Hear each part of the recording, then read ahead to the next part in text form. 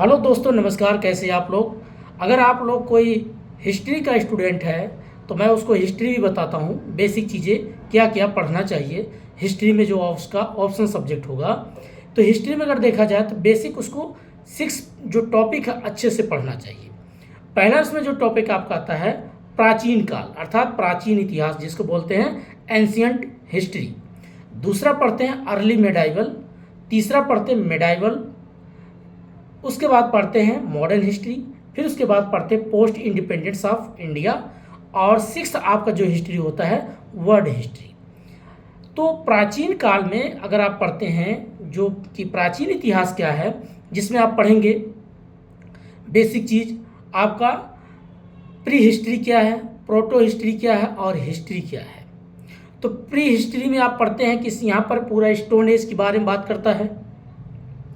अब stone age में आप बेसिक 3 चीज़ पढ़ते होंगे, जिसको बोलते हैं पूर्व पाषाण काल, मध्य पाषाण काल, नव पाषाण काल। Pre stone age, middle stone age, उसके बाद नियो स्टोन एज, उसको बोलते हैं नव पाषाण काल। तो बेसिक इसका 3 आधार बनता है। ये प्राचीन काल की बात करते हैं। आगे फिर उसमें आप पढ़ेंगे बहुत से टॉपिक आपका आएगा इंडस वैली सिविलाइजेशन। फिर उसके बाद पढ़ेंगे आप वैदिक पीरियड्स। उसके बाद लेटर वैदिक पीरियड्स। उसके बाद जैनिज़्म क्या है, बुद्धिज़्म। फिर उसके बाद आप पढ़ते हैं उसमें संगम में जिसमें चोल, चेलिया, पांड्या। फिर नेक्स्ट आप पढ़ते हैं उसमें अगला पॉइंट आपका आता है महाजनपदा क्या है, अर्थात जन क्या है, जनपद क्या है, महाजनपदा क्या है। 16 महाजनपद के बारे में आप पढ़ते हैं। उसके बाद नेक्स्ट आप पढ़ते हैं 16 महाजनपद में से सबसे पावरफुल आपका जो मगध था, जिसका कैपिटल था पाटलिपुत्रा, उसके बारे में पढ़ते हैं। अब पाटलिपुत्रा को आज जो वर्तमान नाम है पटना, पहले वो मगध की कैपिटल थी। अब उसमें जब आप पढ़ेंगे तो अलग अलग चीज़ें, नंदवंश के बाद आप पढ़ेंगे उसके बाद चंद्रगुप्त मौर्य काल। फिर उसके बाद पोस्ट मौर्य उत्तर काल।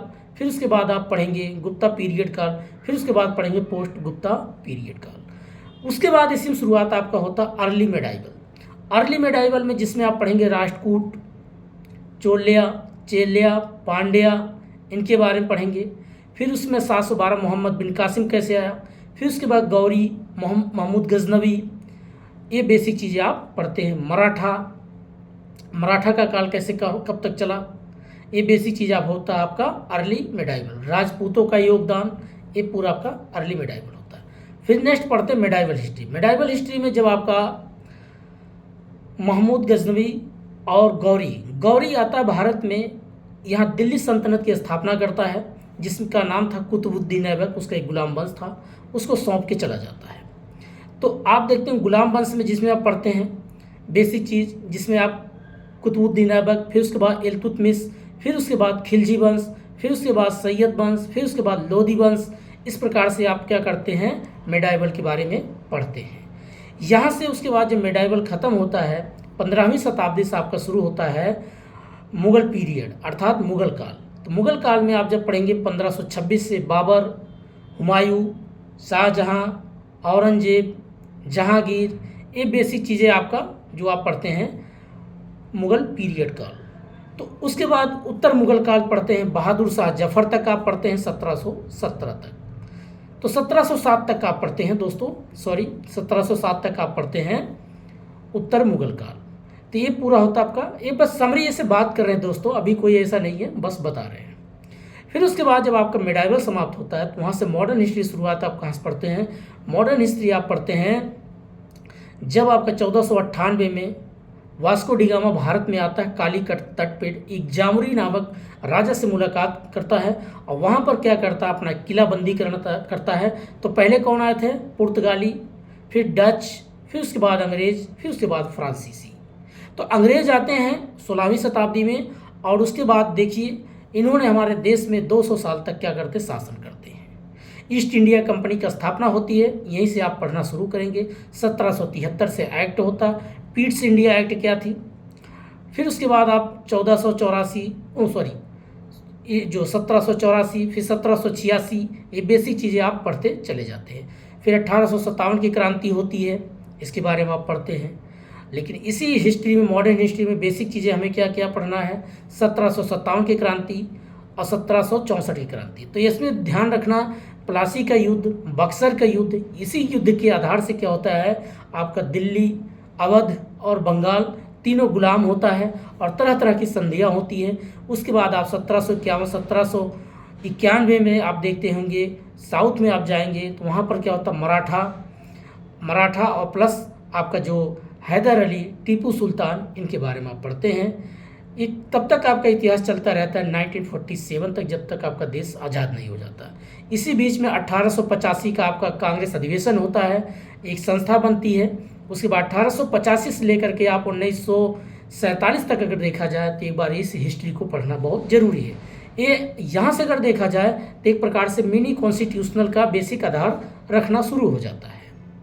ये होता है आपका मॉडर्न हिस्ट्री। और जब देश आज़ाद हो जाता है तो आप यहीं से आप पढ़ते हैं 1947 के बाद पोस्ट इंडिपेंडेंस ऑफ इंडिया। उसके बाद भारत सरकार क्या करती है, नई नई पंचवर्षीय योजना लाती है, 5 ईयर तक का बनाती है। और उसके बाद नई नई चीज़ों क्या करता है, इन्वेस्टमेंट करता है, जिसमें आप कई कमेटियाँ पढ़ेंगे। जैसे श्री रंगराजन कमेटी क्या थी, चक्रवर्ती कमेटी क्या थी, कुछ इकोनॉमिक्स बेसिक चीज़ को आप पढ़ोगे, कुछ पॉलिटिकल सिस्टम चीज़ों को आप पढ़ोगे, 5 ईयर प्लानिंग के बारे में पढ़ोगे कि एग्रीकल्चर पे कितना कॉन्सेप्ट था, एजुकेशन पे कितना था, मेडिकल पे कितना गवर्नमेंट खर्च की। तो बेसिक चीज़ें हम पढ़ते हैं। उसके बाद ये आपका यहाँ पर वर्ड जो है आपका पोस्ट इंडिपेंडेंस हिस्ट्री समाप्त हो जाती है। उसके बाद नेक्स्ट हिस्ट्री हम पढ़ते हैं word history. Word history basic अगर देखा जाए दोस्तों तो 17वीं शताब्दी से लगभग 16वीं से शुरुआत हो जाता है पुनर्जागरण, जिसको बोलते हैं राइज नेशन। तो पुनर्जागरण जब होता है तो बेसिक यहाँ से आप सुनते होंगे ब्रिटेन के इतिहास, एक ब्रिटेन के बारे में पढ़ेंगे तो उस वक्त देखते होंगे गैलीलियो था, एक प्रकार से जो पूरा फिलोसफर था, साइंटिफिक बात करता था, उसको फांसी पे चढ़ा देते हैं 17वीं शताब्दी में। क्योंकि लोग इस तरीके से अगर देखा जाए अंधविश्वास और पाखंडवाद में ज़्यादातर लोग क्या थे, ऑर्थोडॉक्स में बिलीव रखते थे।